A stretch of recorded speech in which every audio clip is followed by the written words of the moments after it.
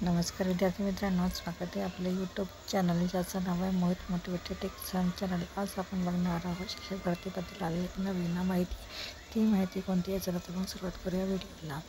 मुख्याध्यापक शेषराव कुथे हेमंत राठोडला अटक, सायबर पोलिसांची कार्यवाही, बेकायदेशीर नियुक्ती असलेल्या शिक्षकांचे वेतन प्रस्ताव पाठवले। नागपूर बोगस थाळडी घोटाळ्यात सायबर पोलिसांनी शनिवारी दिनांक 19 नागपूर शहरातील 2 मुख्याध्यापकांना अटक केल्यामुळे खळबळ उडाली आहे।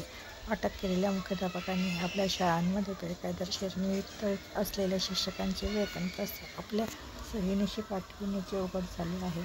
वाटोड्यातील शैलेशनगर येथील ओमनगर उच्च माध्यमिक शाळेचे मुख्याध्यापक शेषराव आसाराम कुथे वय 57 राहणार चकोलेवाडी खरेदी आणि मानेवाड्यातील विद्याभूषण उच्च माध्यमिक शाळेचे मुख्याध्यापक हेमंत मधुकर राठोड 34 राहणार रामकृष्णनगर देवपुरी अशी अटक करण्यात आलेल्या आरोपी मुख्याध्यापकांची नावे आहेत। यातील शेषराव कुथेच्या शाळेतील 3 सहाय्यक शिक्षकांची तर हेमंत राठोडच्या शाळेत 4 सहाय्यक शिक्षकांची बेकायदेशीर नियुक्ती करण्यात आलेली आहे।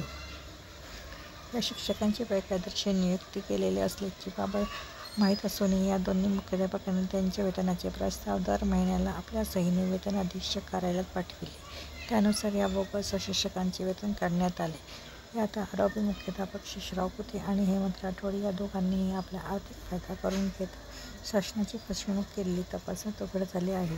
दोन्ही मुख्याध्यापकांविरुद्ध कलम 319(2), 31(8)(4), 338, 336(3), 440, 340(1)(4), 340(2), 61(2) सह कलम 66 क.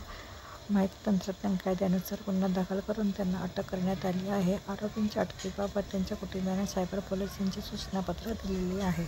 तर ही होती शिक्षक भरतीबद्दल आलेली एक नवीन अपडेट। अशाच नवीन अपडेट बघण्यासाठी व्हिडिओला लाईक करा, कमेंट्स करा, जास्तीत जास्त व्हिडिओ शेअर करा आणि चॅनलला सबस्क्राईब करायला विसरू नका।